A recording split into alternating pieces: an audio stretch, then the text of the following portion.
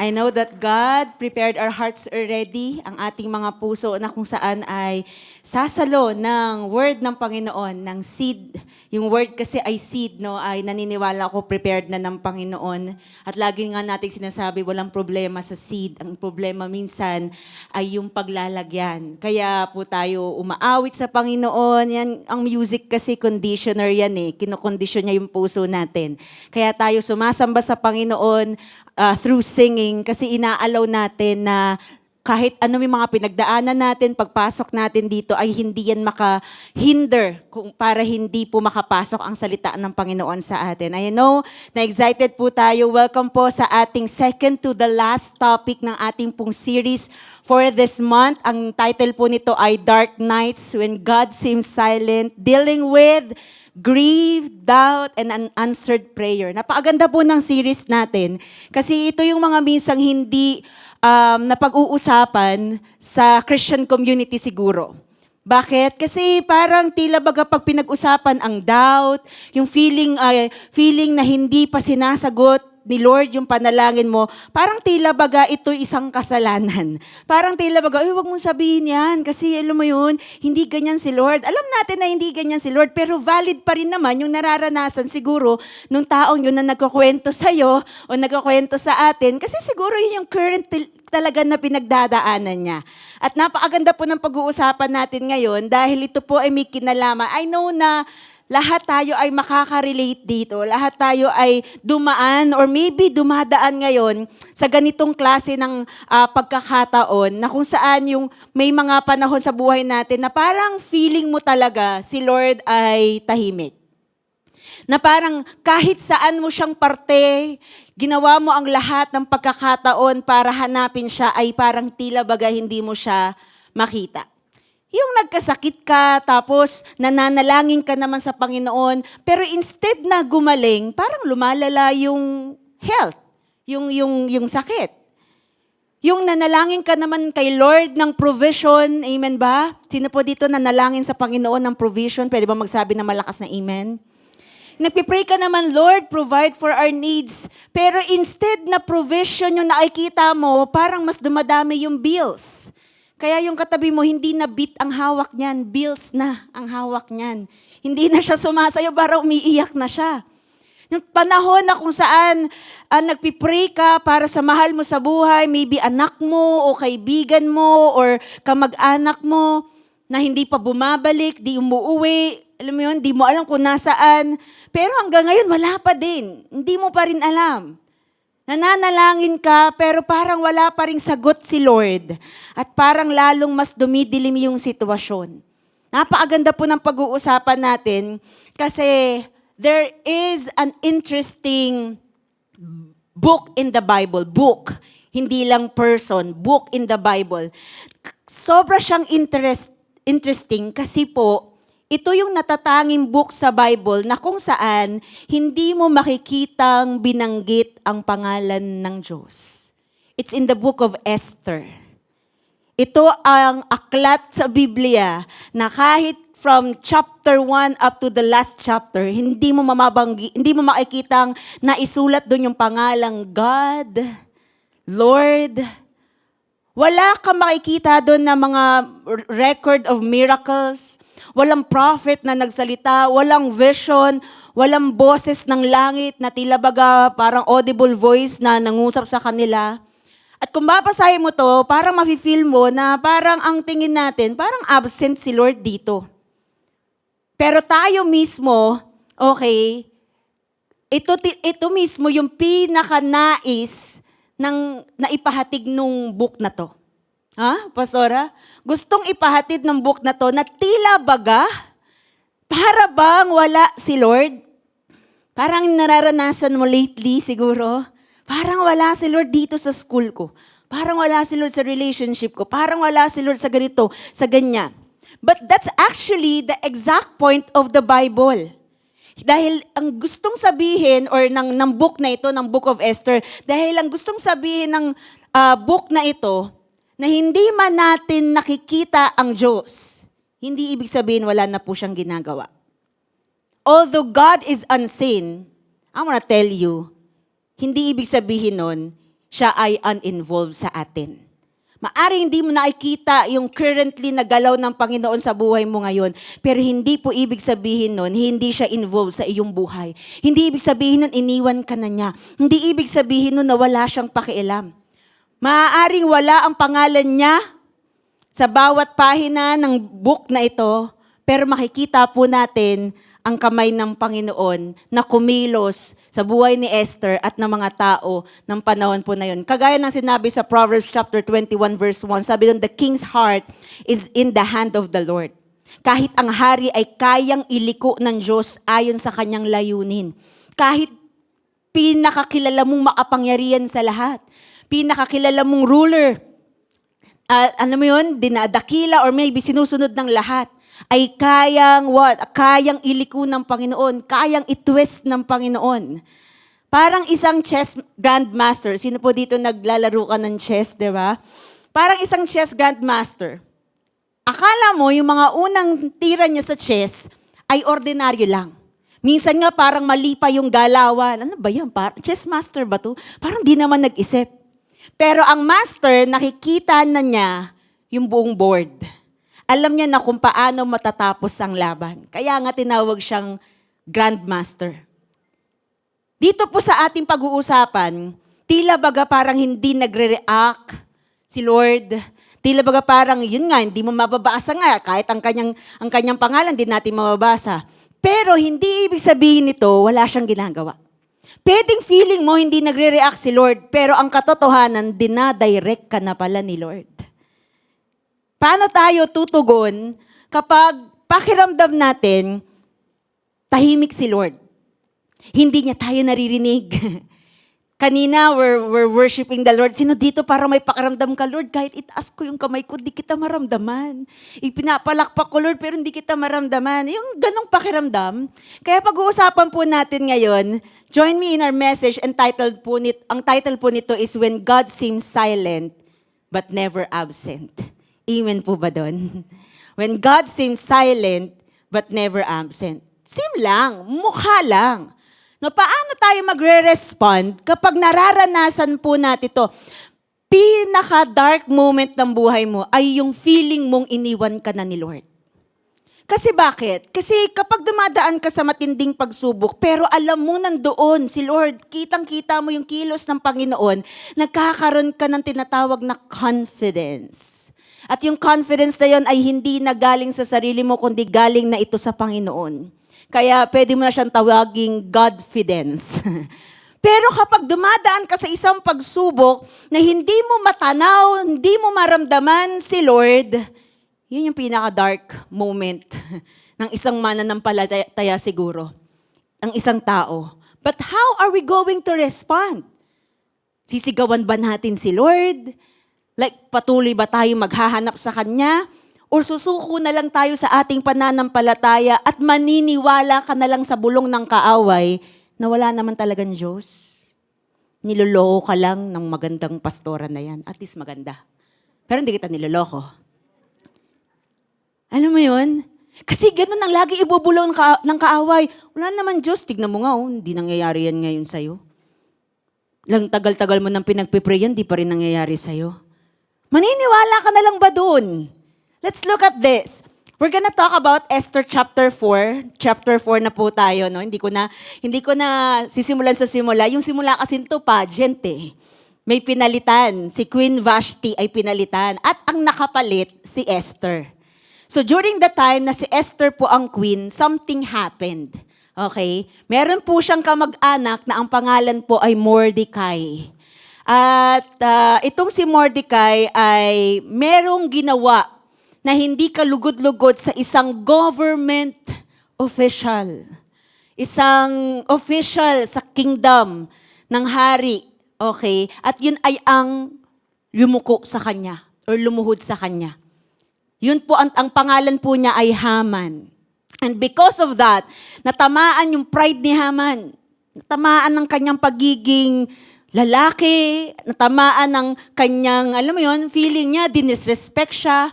Pero ang reality po, ay kaya hindi lumuhod si Mordecai sa kanya dahil ang pagluhod niya sa harapan ni Haman ay pagpapakita na dinidefile niya ang Panginoon. Na hindi niya ino-honor ang Panginoon. So ano nangyari? Nagalit si Haman at nagbitiw siya, okay, nagsalita siya na ipapapatay niya lahat ng Hudyo ng panahon na yon. Si Mordecai po ay Hudyo, si Esther po ay Hudyo.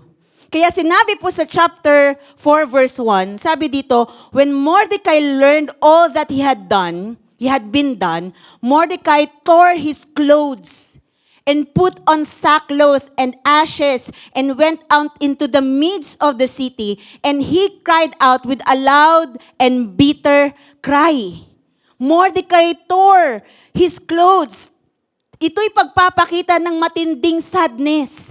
Ito'y pagpapakita ng matinding kalungkutan na may something na mangyayari.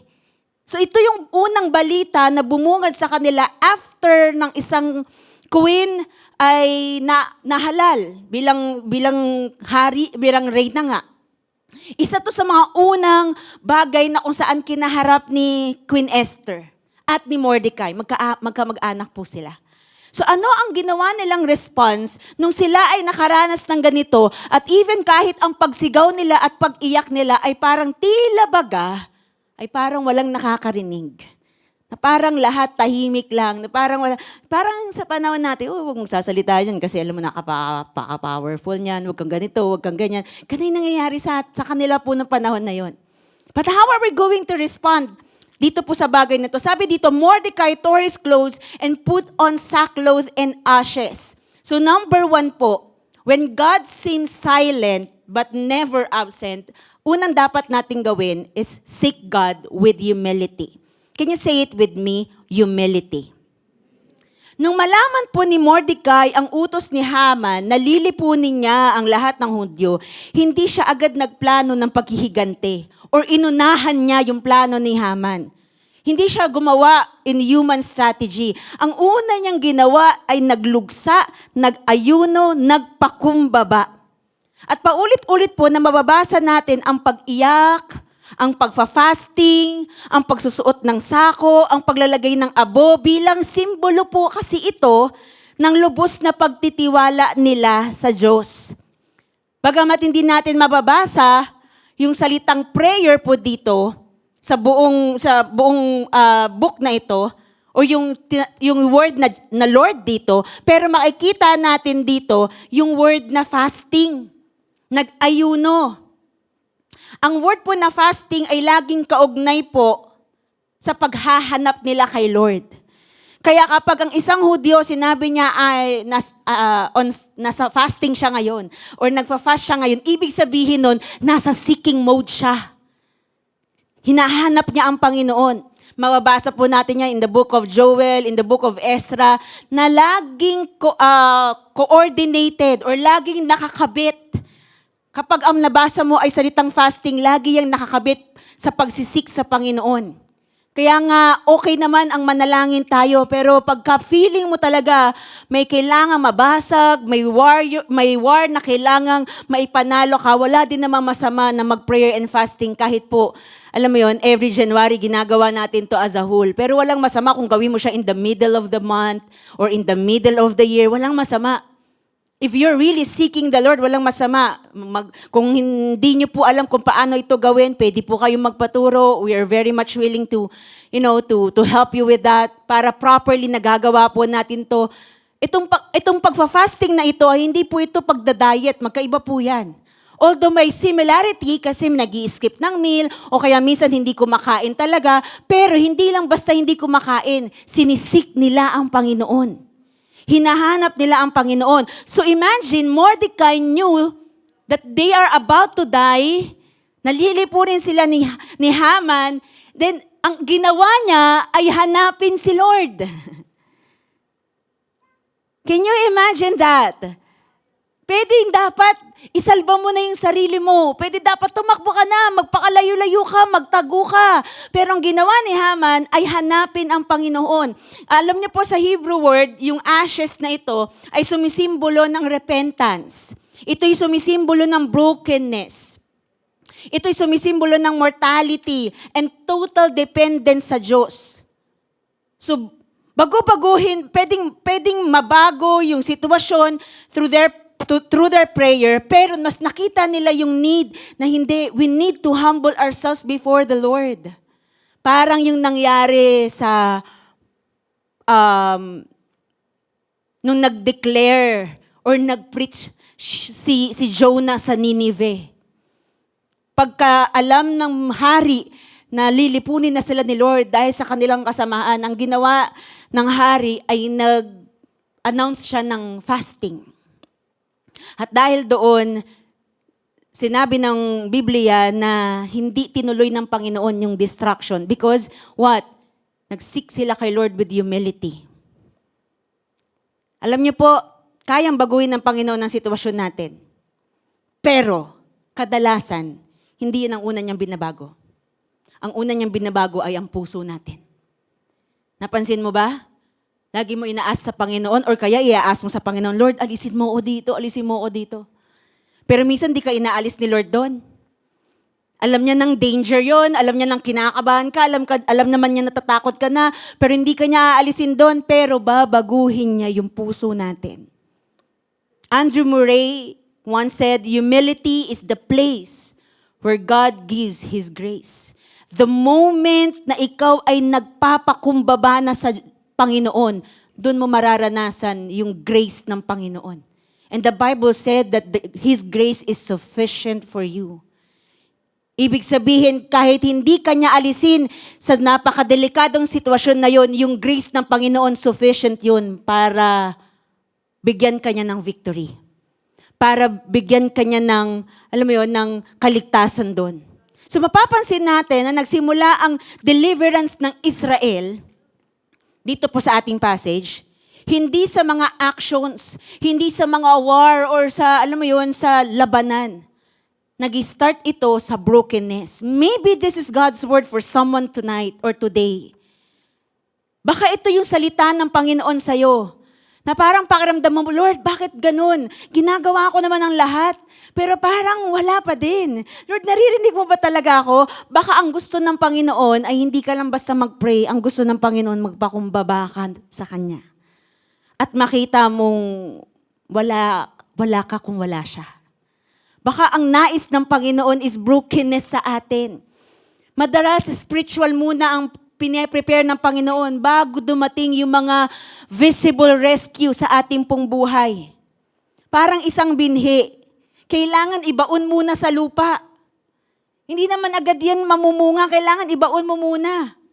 Mukhang inilibing. Pero ang totoo, pinaghahandaan lang pala niya yung kanyang pamumunga. Kung siya man ay isang puno, pinaghahandaan niya yun.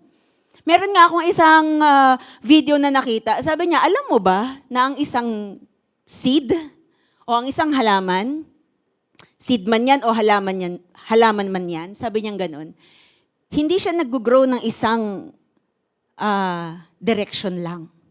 So yung kausap niya, sabi niya, ano ibig mo sabihin? Dalawang direksyon kung saan nag-grow ang isang halaman o isang seed.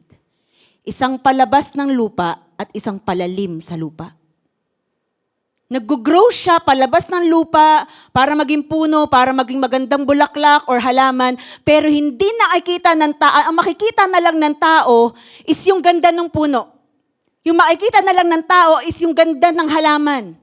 Pero hindi nila makikita yung struggle na nangyayari inside. Sa kaloob-looban ng lupa na iyon. Pero hindi ibig sabihin na hindi umangat yung halaman, hindi na siya nag-grow. Hindi ibig sabihin na wala pa siyang bulaklak, hindi na siya nag-grow. Kasi pwede palang hindi siya namumulaklak pa at hindi pa siya na umaangat yung height niya, pero yung root niya lumalalim na pala. Maybe that is what God is doing to you right now. He wants you to be humble and He's making you humble. Bakit? Kasi pangpalalim yun sa'yo. Because every time na tayo ay nagpapaka-humble sa Panginoon, sinisik mo ang Panginoon, mas marami kang nalalaman tungkol sa Kanya. Therefore, lumalalim ka. At pag lumalalim ka sa Diyos, panalo ka na. Wala kang talo. So kapag parang ang feeling mo, ang gulo ng buhay, huwag agad magpanik.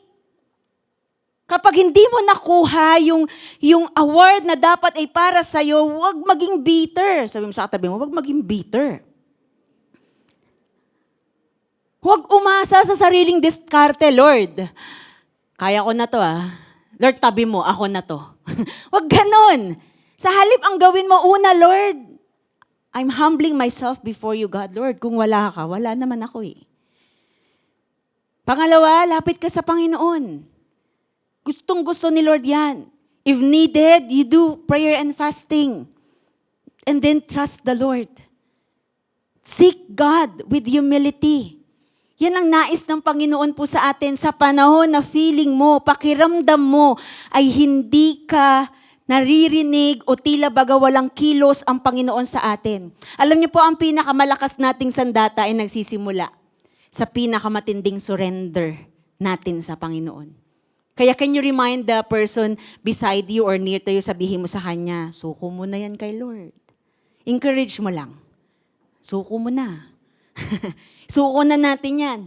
At isa lang ang nalaman ko, sa journey ko as a Christian, walang taong natalo kasi sumuko siya sa Panginoon.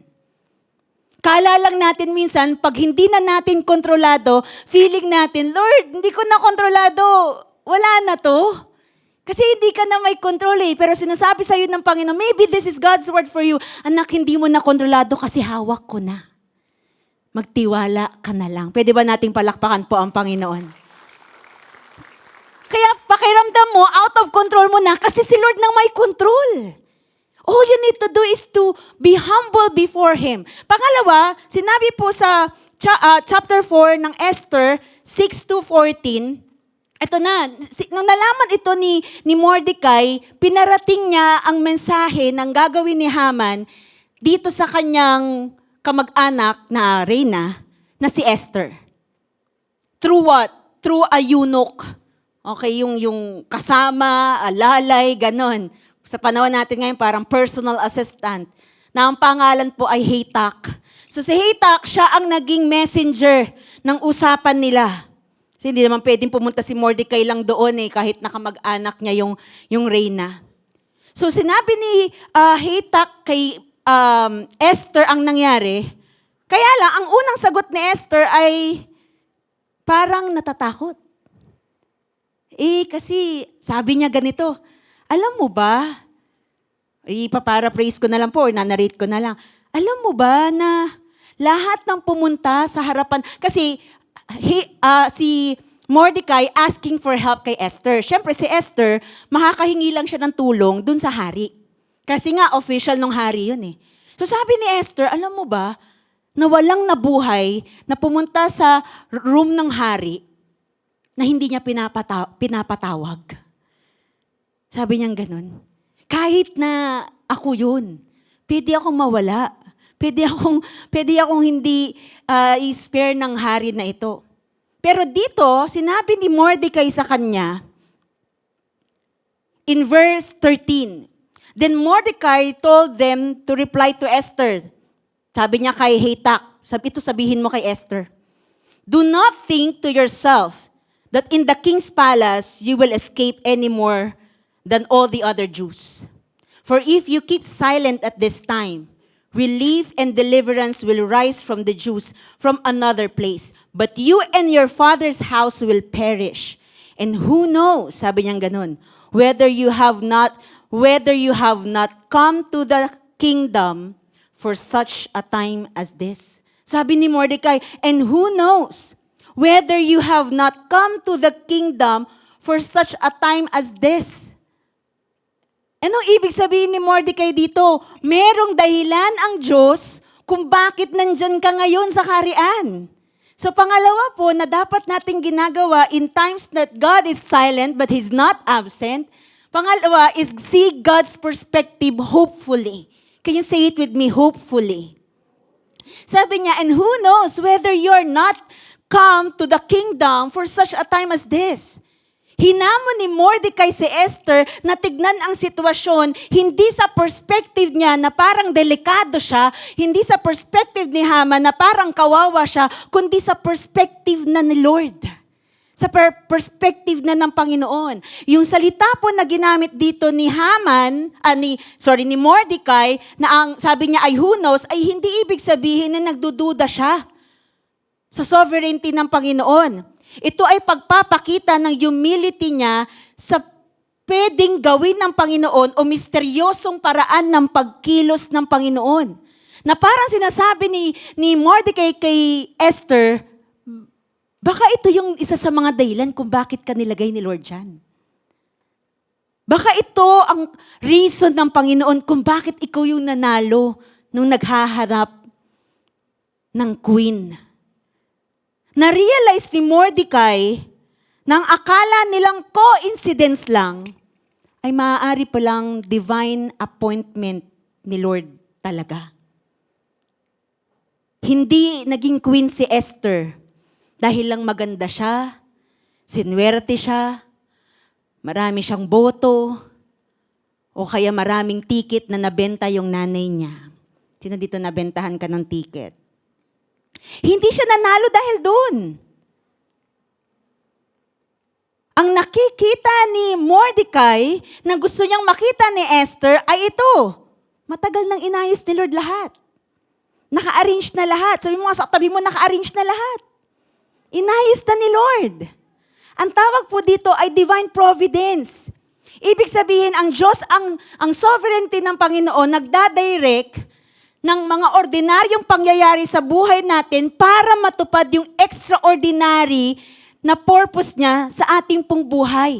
Akala mo yung nangyayari sa iyo ay normal lang, okay lang, deserve mo yan, pero ang gusto palang makita ng Panginoon, anak, lahat ng nangyari na yan sa iyo ay dahil sa mas magandang purpose ko sa buhay mo.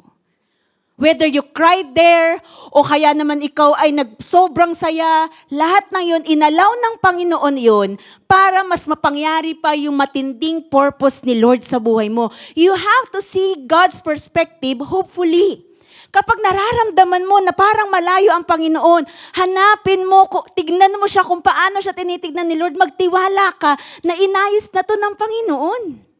Hindi mo pa man agad nakikita, pero inayos na ni Lord na ilatag na lahat na plano na.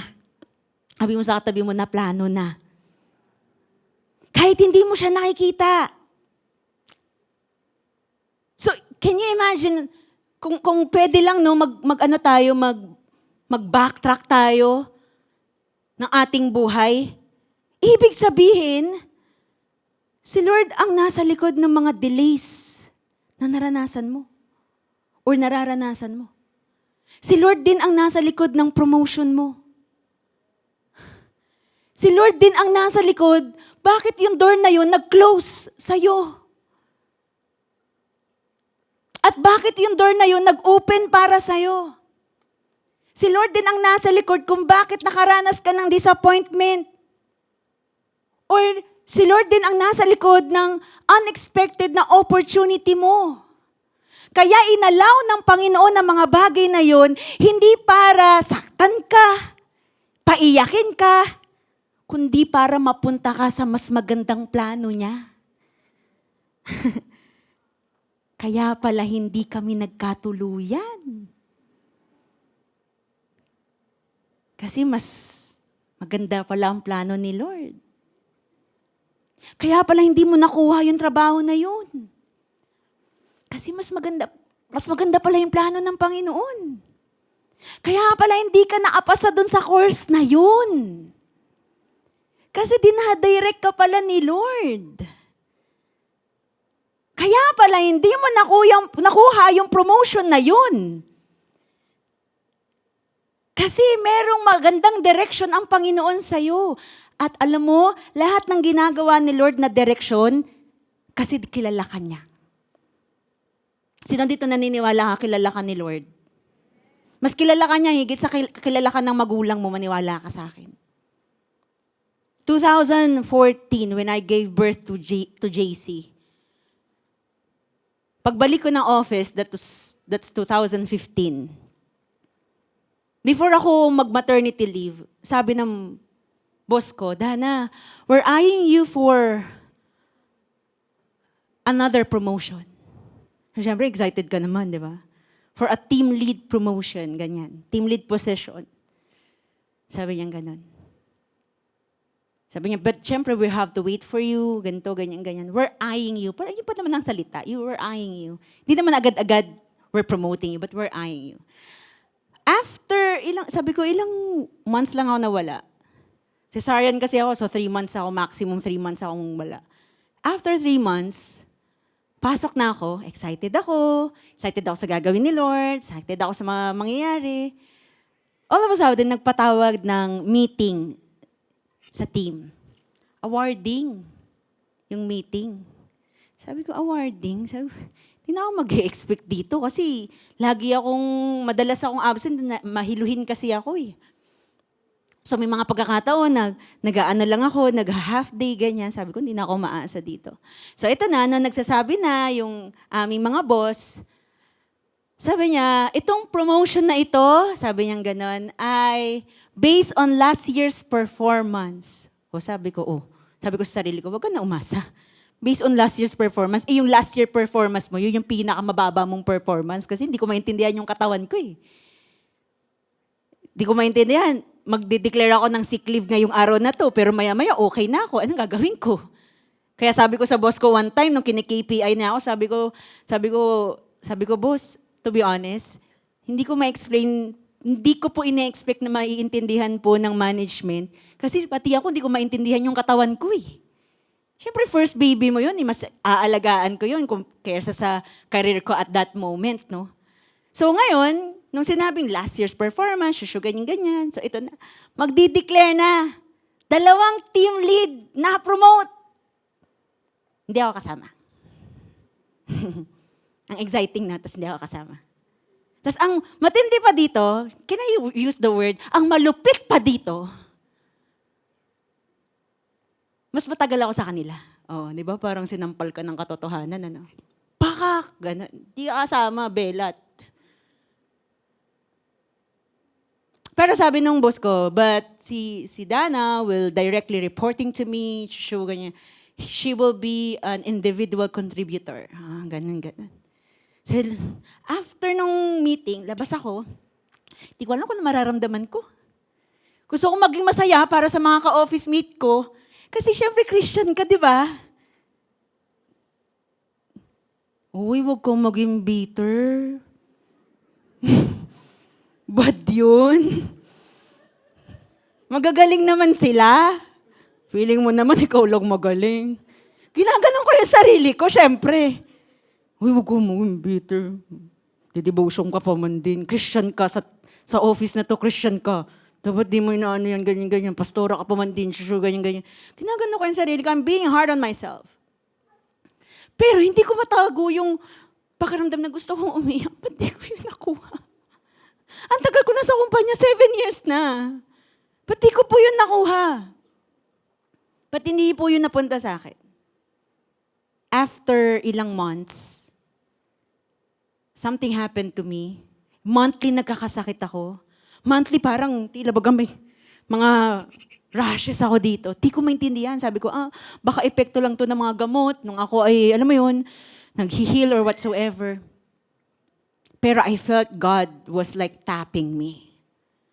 Sabi ko, one Tuesday, sabi ko, Lord, di ako papasok. Usap tayo, Lord. Usap tayo talaga. O wag mong gayahin yung pumasok ka bukas. Okay?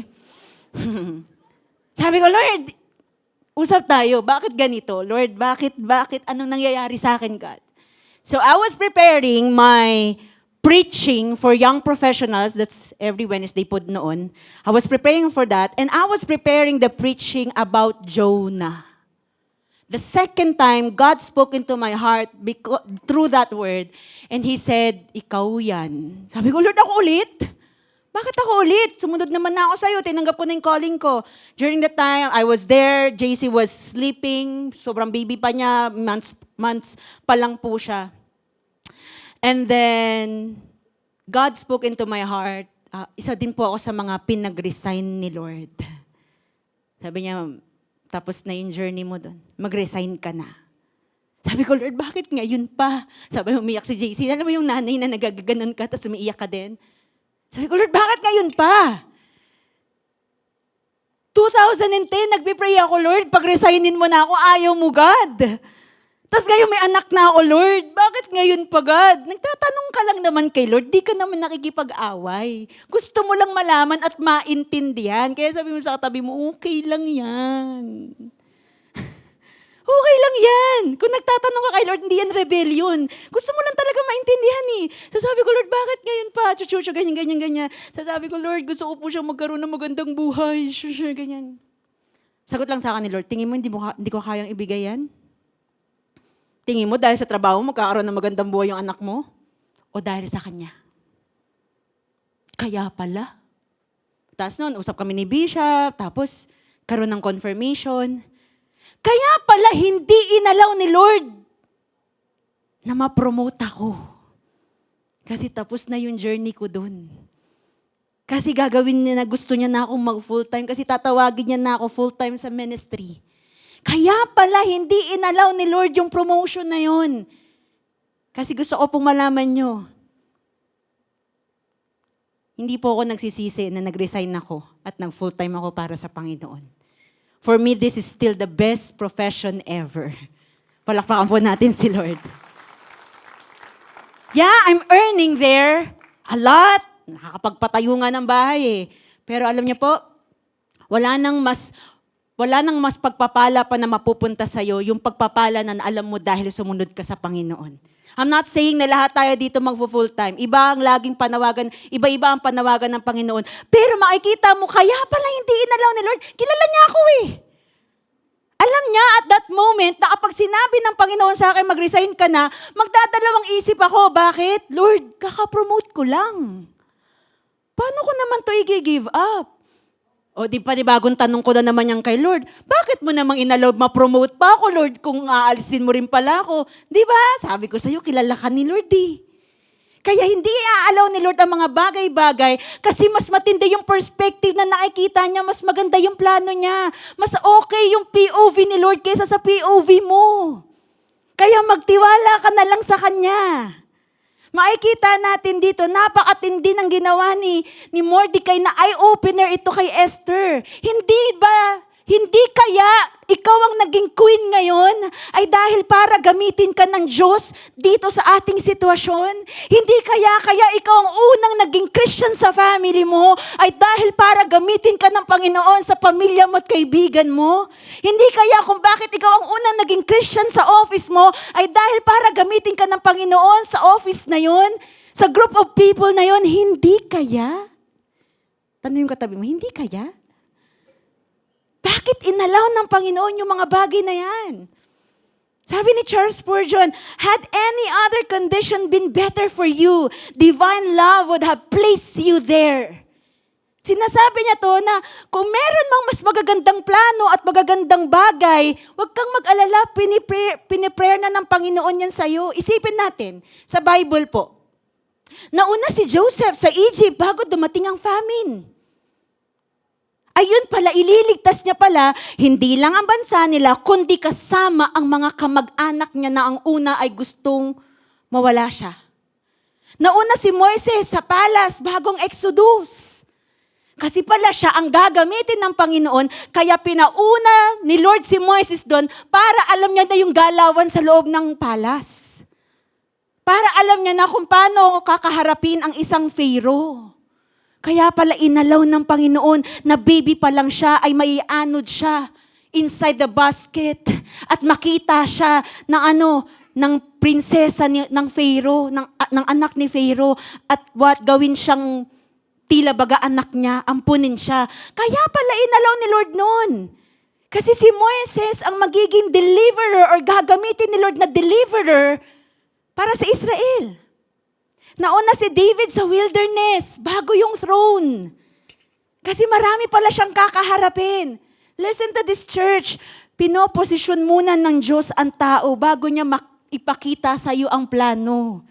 Kaya hayaan mo ang Panginoon na iposisyon ka ngayon. Kung diyan ka inaalaw ng Panginoon, stay there. Huwag ka na munang magmatigas. Huwag ka na munang mag-retaliate. Huwag mo munang sabihin kay Lord, Lord, alam ko na to eh. No. Just stay there. Hayaan mo na maipakita ng Panginoon kung bakit niya ginawa yan sa'yo, bakit inalaw niya yan. So wag na natin itanong, Lord, bakit nandito ako? Ang pinakamagandang tanong is, Lord, bakit mo po ako nilagay dito? Ano po yung purpose mo? Maybe kaya ka nandyan sa trabaho na yan, kasi yung trabaho mo na yan yung mission field mo. Sa pamilya na yan, kasi yung pamilya na yan, dyan ka pala unang magmi-ministry. Maybe kaya inalaw ni Lord ang suffering na yan para magkaroon ka ng testimony. Maybe kaya ka nasa waiting season ngayon kasi preparation mo yan for greater future. Kasi preparation mo yan sa pinapanalangin mo. Sino dito naniniwala ka, pinuposisyon ka ng Panginoon ngayon?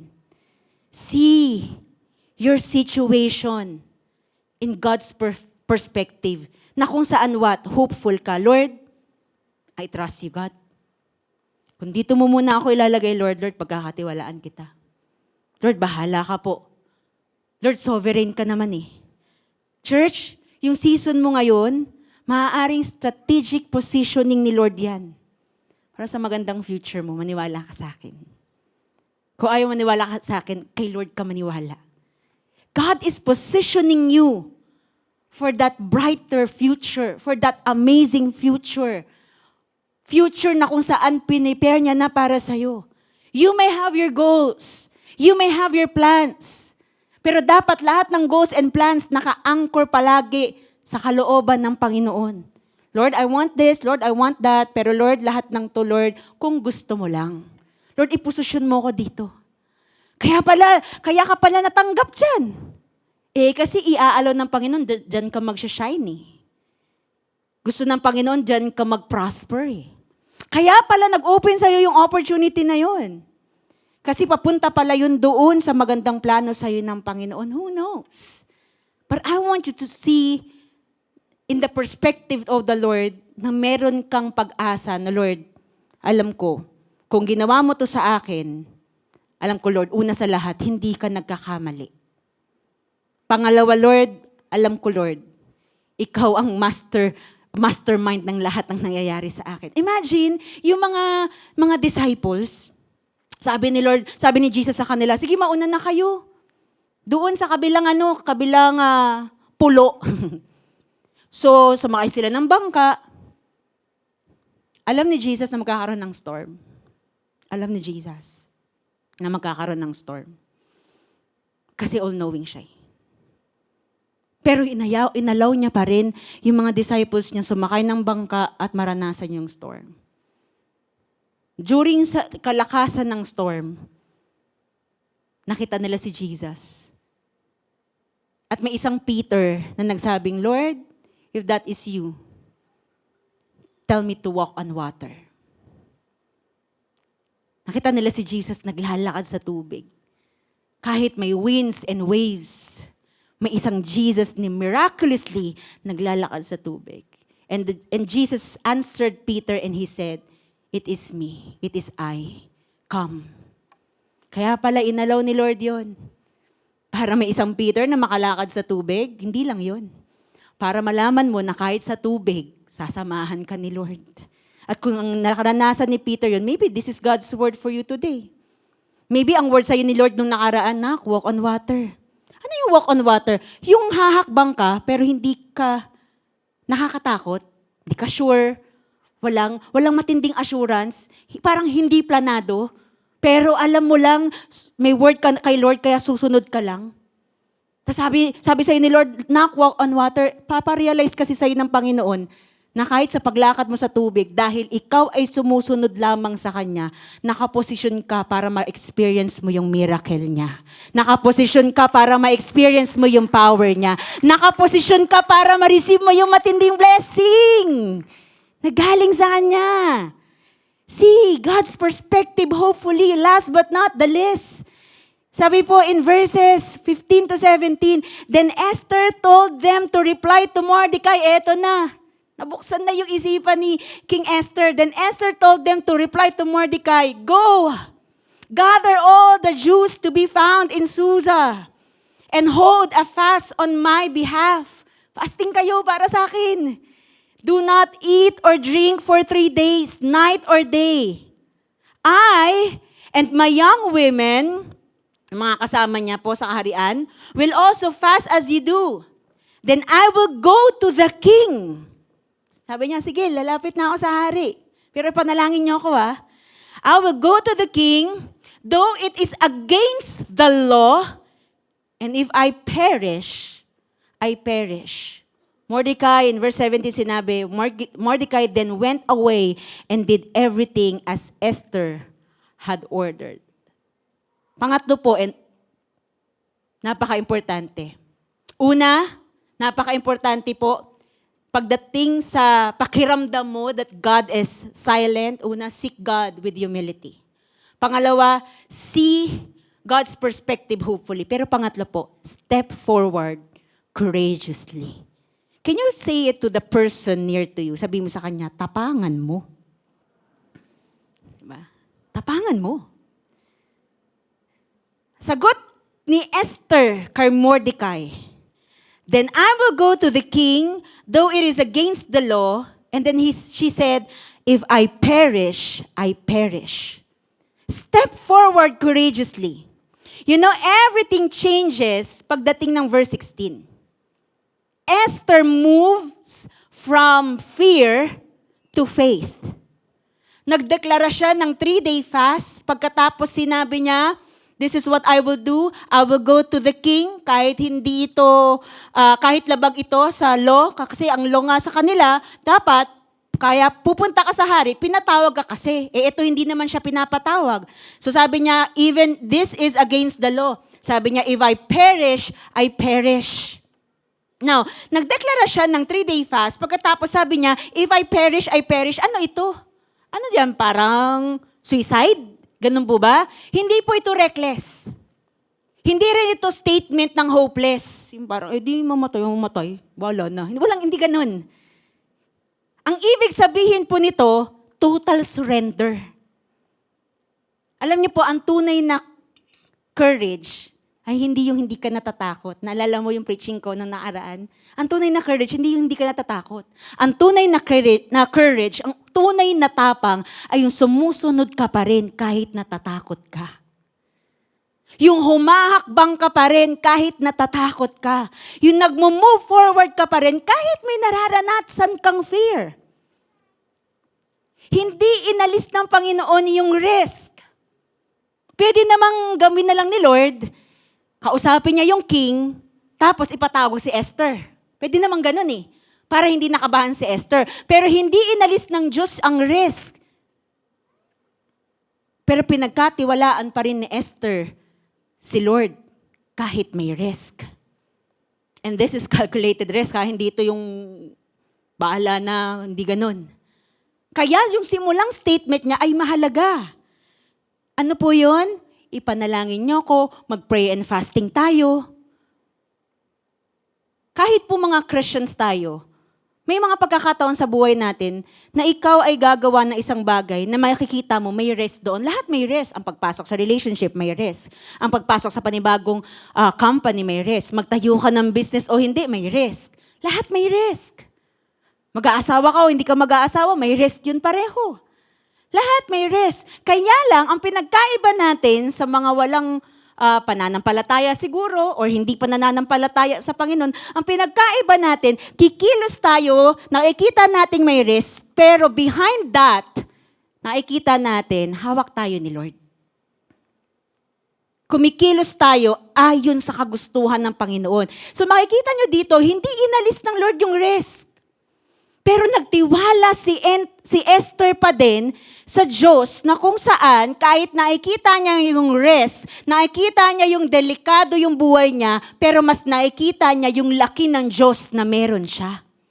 Yung galing ng Diyos na meron siya. Dietrich Bonhoeffer sabi niya, only he who believes is obedient and only he who's obedient believes. Lahat ng mga naniniwala, sila lang yung susunod. At lahat na lang sumunod, sila yung mga naniwala. At makikita nila yung pinaniwalaan nila, totoo pala. Tignan po natin sa Bible. yung mga parang tila baga mga spiritual heroes natin. Example, si Noah. Gumawa siya ng ark kahit wala namang ulan. In fact, sa panahon na kung saan inutusan ni Lord si Noah na gumawa ng ark, never pa nila naranasan ng ulan. Kaya yung mga tao, nung panahon na yun, tinatawanan si Noah. Anong ulan? Anong baha? Anong ginagawa mo? Pero sumunod si Noah. Si Abraham, umalis muna siya sa place niya, sa comfort zone niya, sa bahay niya, sa lugar nila, bago niya nakita yung pinapupuntahan sa kanya ni Lord. Si Joshua at ang mga Israelites, di ba? Nakailang ikot muna sa paligid ng ng Jericho wall, bago bumagsak yung pader. Si Esther, lumapit muna sa hari niya. Bago siya, alam mo yun, bago niya makita yung resulta. Kaya ito po yung sinasabi ko kanina eh. Kapag ikaw kikilos ka ng may tapang, dapat yung tunang na tapang mo nanggagaling kay Lord. Hindi yung tapang lang na ikaw lang to. Kaya sabi ni Esther, napakaganda po ng mga una niyang sinabi. Bago niya sinabing, sige haharap ako sa hari kahit this is against the law, if I perish, I perish. Ang sinabi niya muna, pray and fast for me. I am preparing myself. I'm getting my courage from the Lord. I'm getting yung tapang, yung lakas ng loob, kukunin natin yan sa Panginoon. And I want to tell you this, that God honors obedient faith. Laging nire-rewardan ng Diyos ang may obedient faith. Parang ganito, hindi mo mapapatunayang matibay ang tulay kung tinitignan mo lang siya. Malalaman mo na matibay siya kapag natawid mo. Ganito rin po yung faith natin. Nagiging totoo ito kapag nagsimula kang mag-obey. Say it with me, obey. So anong hinihingi maybe ni Lord sa'yo ngayon? Na gusto ni Lord mag-obey ka. Maybe someone in this place sinasabi ni Lord, nak, patawarin mo na. Lord, di humihingi ng tawad, di pa ako patatawarin. Nak, patawarin mo na. Para hindi ka nakukulong sa puso sa kulungan ng galit. Sabi mo sa atin, patawarin mo na. Kung ikaw yun, say sorry. Maybe yun yung word ni Lord sa'yo na gusto niya mag-obey ka. O kaya naman, meron dito, sinasabihan ka ng Lord na, sharean mo siya. Sharean mo ng gospel yan. Share mo ko sa Kanya. Maybe someone in this place, sinasabi ng Lord sa'yo, nak, maglingkod ka na sa akin. Kailan ka pa maglilingkod? Kapag hindi mo na kayang tumayo. Pag hindi ka na malakas.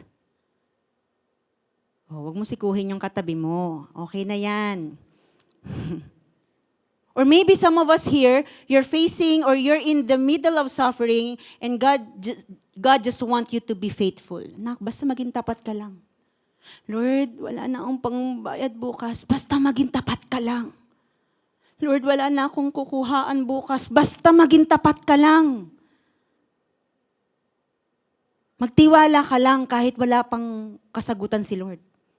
So wag na nating hintayin na wag na nating hintayin na mawala muna yung takot natin bago tayo sumunod. That's not obedient faith. Sumunod ka kay Lord, magtiwala ka sa Kanya, at makikita mo yung fear mo mapapalitan ng faith. Yung fear na meron ka ngayon, lumiliit yan. Kasi yung faith mo, mas lumalaki siya, mas na-magnify. I don't know who you are right now na merong ito yung word sa'yo ng Panginoon. Nak, step forward. Sige na, hakbangan mo na yan. Or maybe walang dating sa'yo yung step forward courageously. Maybe this is God's word for you para mas maramdaman mo. Move on. Oh, sabi mo sa katabi mo, ikaw ata yun. Move on. Nung umiiyak si Moises, kasi yung mga Israelites nagrereklamo sa kanya. Sabi ni Lord sa kanya, anong iniiyak mo? Tell the Israelites to move on. Church, di ka mapupunta sa promised land pag iyak ka lang ng iyak. You have to move on. You have to step forward. And you have to be courageous. Alam niyo po, yung mga nababasa natin sa Bible, kapareho mo rin lang naman silang tao eh. Si Elijah, tao lang din naman yan. Si David, ganun din naman. Kaya lang alam mo po, ang meron sila, na dapat ay meron din tayo, courageous faith. Courage. At yung courage na yun ay manggagaling saan? Sa katotohanan na ang naguutos sa'yo ay Diyos na magaling, Diyos na tapat, at Diyos na hindi nagkakamali. Pwede po ba nating palakpakan po ang Panginoon? So itinuturo po sa atin ng Esther chapter 4 na kahit parang tila baga tahimik si Lord, hindi po nangangahulugan na wala siya. Na kapag hindi mo naririnig ang boses niya, hindi mo na din makikita yung providence niya. Na kapag hindi natin makita yung kamay niya, ay hindi mo na rin pwedeng pagkatiwalaan ng puso niya. Na kapag hindi mo maintindihan yung plano niya, ay hindi ka nasusunod. Ang tinuturo sa atin ng Book of Esther ay sa panahon na hindi mo maintindihan yung plano ni Lord, blurred lahat. Sunod ka lang sa leading niya. Ang pinakamagandang halimbawa po nito yung cross. Alam niyo po, nung panahon na si Jesus Christ ay naipako, tahimik ang kalangitan, parang nanalo ang kasamaan, mukhang tapos na ang pag-asa, pero sa likod ng lahat ng yon, hindi nila alam tahimik na ginagawa ni Lord ang dakilang redemption sa kasaysayan. Ang akala ng mga tao at akala ng mga demonyo na defeat na nila si Lord, pero ang totoo, nagsimula ang greatest victory ng Panginoon. Yung pinakamadilim na gabi, naging pinakamaliwanag na morning ng resurrection ni Jesus Christ. Kaya kung dumaraan ka ngayon sa madilim na gabi, dumaraan ka ngayon sa mga tila baga wala si Lord na moment ng buhay mo. Church, seek God with humility. Patuloy ka magpaka-humble kay Lord. Seek God's perspective hopefully and step forward courageously. Tandaan niyo po, God may seem silent, but He's never absent. Never naging absent si Lord. Alam mo ba, hindi ka pa nga pinapanganak present na siya. God may be invisible, pero hindi ibig sabihin noon, inactive siya. Di mo man siya makita, pero right now kumikilos siya. I want to encourage some of the parents here. You may be praying for your kid or kids. You may be praying for your spouse. Lord, sana mabago yung anak ko. Lord, sana makakilala yung asawa ko. Alam mo yung pinapanalangin mo siyang ganyan, you don't know, kumikilos si Lord sa buhay niya.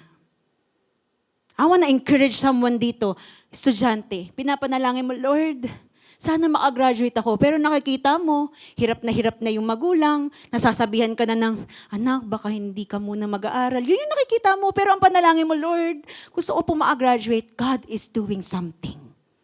God is doing something. Di mo alam kung anong magbubukas na opportunity. Lord, I pray na makuha ko yung promotion na to. God, gusto ko talaga tong promotion na to.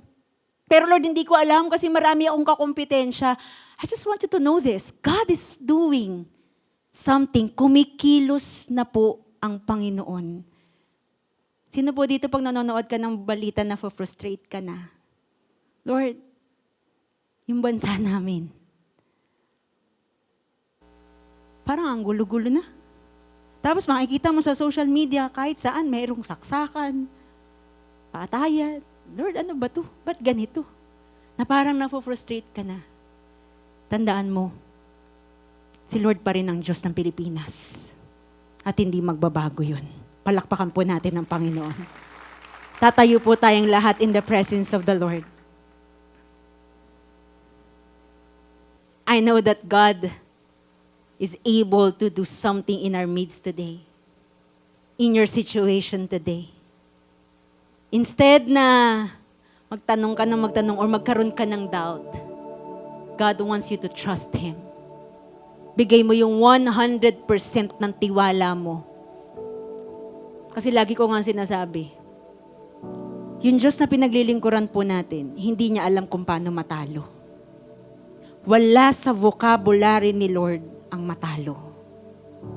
So you trust Him. Wala sa vocabulary ni Lord na magkamali. So, hindi siya nagkakamali. Pagkatiwalaan mo si Lord kung saan kanya nilalagay. Pagkatiwalaan mo yung Diyos na kung saan naging tapat sa'yo noon. At kung hindi mo man nakita yung kilos ng Panginoon sa buhay mo ngayon, pwede bang alalahanin mo yung mga ginawa niya kahapon?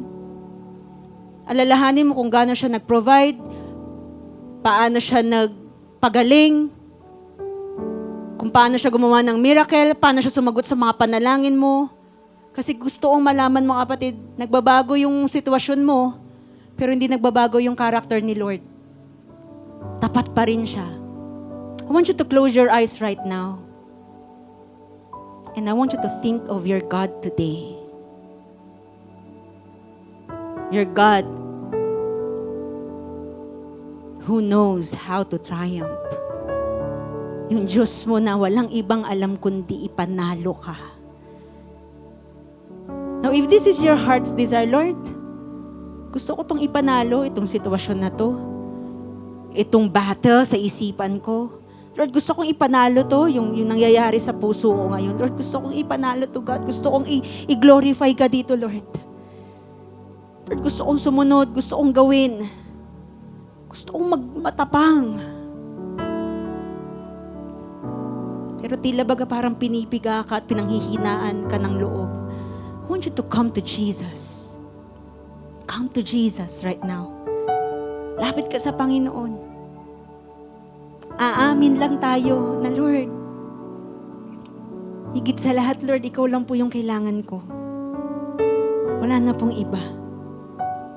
If you wanna always be on the winning side, come to Jesus. Dahil ang pagkapanalo ng buhay mo ay hindi lang tungkol sa mga kakayahan mo or sa galing mo. Maraming magaling, maraming kakayahan, pero hindi pa rin nanalo sa buhay. Kasi ang totoong panalo, kapatid, or ang totoong victory ng buhay natin, walang iba kundi ang Panginoon. So kung magaling ka na,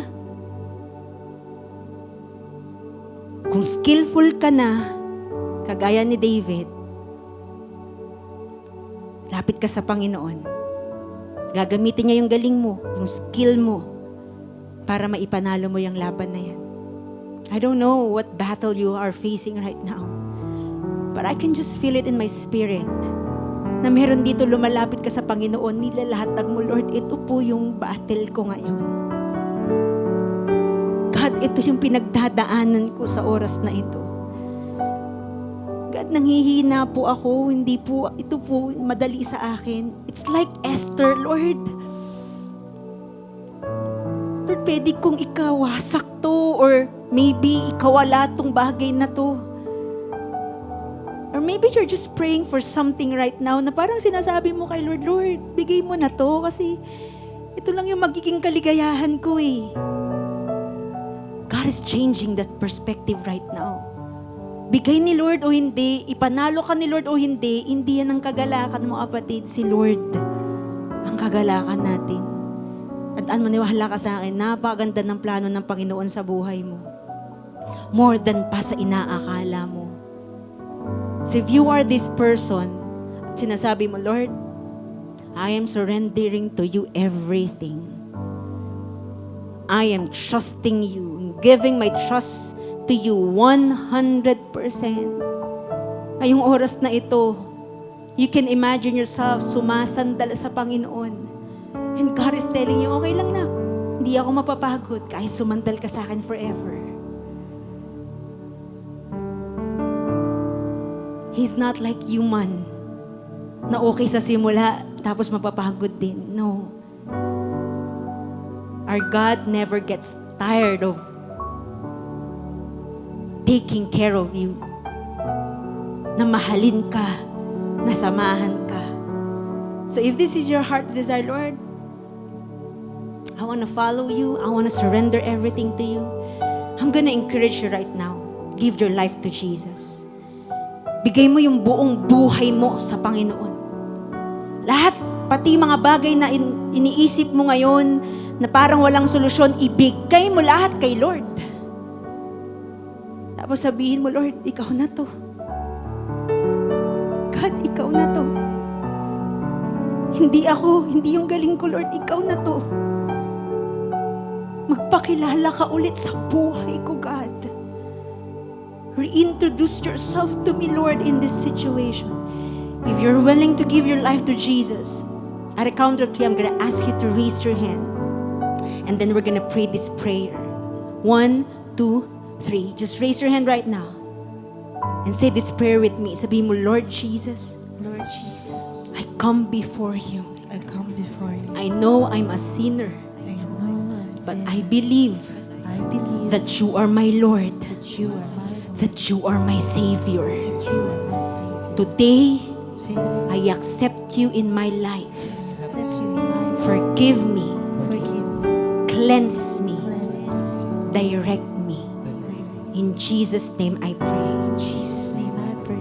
Amen. Amen. So malaman mo, in John 1:12 sinabi doon, sino daw ang manampalataya at tumanggap sa Kanya, bibigyan ng karapatang maging anak ng Diyos. Right now, I want you to know and understand this. Kung first time mo itong ginawa, I want you to mark this day. July 19, 2026 is your spiritual birthday. Dahil ngayong araw na ito, kung first time mo yung ginawa, ikaw ay pinanganak sa kaharian ng Diyos. Can we clap our hands and celebrate to those people who just surrendered their lives to Jesus? Come on. I know there's a great celebration in heaven. At gusto kong maintindihan mo, walang anak ng Diyos na magiging talunan. Kumapit ka sa tatay mong magaling. I want you to raise your hand right now, everybody. I want to pray for you. Yung pagtaas ng kamay mo ay pagdideklara, Lord, ikaw na to. Ikaw na to, Lord, sa buhay ko. Ikaw na to sa client ko, God. Ikaw na to sa pamilya ko, Lord. God, ikaw na to sa relationship ko, Lord. God, ikaw na to sa career ko, oh God. Lord, ikaw na to. Sa disease or sickness na meron ako, God. Ikaw na to, Lord. Sa miracle na ipinapanalangin ko, God, as we come to you and surrender to you everything, you can see our hearts. We are totally surrendered to you, God.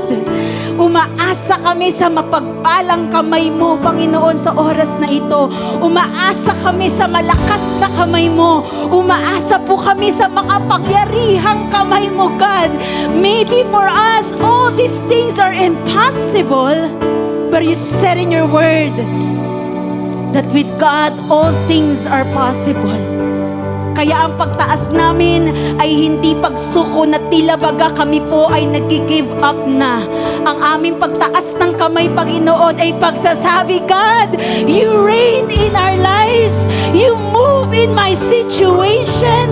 You clear my vision, God. Lord, create a miracle in me. Move in my family. Lord, we're raising our hands and declaring our faith na yung Diyos na aming sinasandalan ngayon ay Diyos na kahit kailanman ay hindi mapapagod. Diyos na kahit kailan ay hindi matutulog. Diyos na kahit nung simula pa lang, dinadirect na yung buhay namin. Someone in this place, God, are raising their hands with pain. Kasi Lord, siguro hindi niya nakuha yung opportunity. Kasi Lord, may disappointment. But I pray right now that same hands na nakataas ngayon na may pain, Panginoon, sa kanyang puso't isipan will be the same hands, Panginoon, na kung saan pinapalakas mo sa oras na ito at pinapaalala mo sa kanya, anak, I know my plans for you, declares the Lord in Jeremiah 29:11. God is just redirecting your course. God is just redirecting your path. Meron dito, tagal mo nang pinapanalangin yan, pero hindi ka naman nakaka-receive ng no kay Lord. Maybe God is just saying to you right now, anak, I heard you. Rinig kita. And I'm doing something. Maraming salamat sa panonood ng Amazing Hope Church YouTube channel today.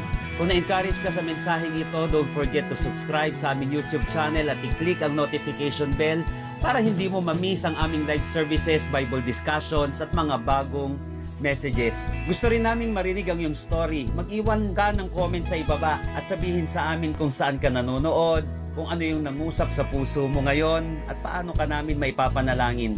At kung nais mong suportahan ang ministring ito, maaari mong i-click ang give button.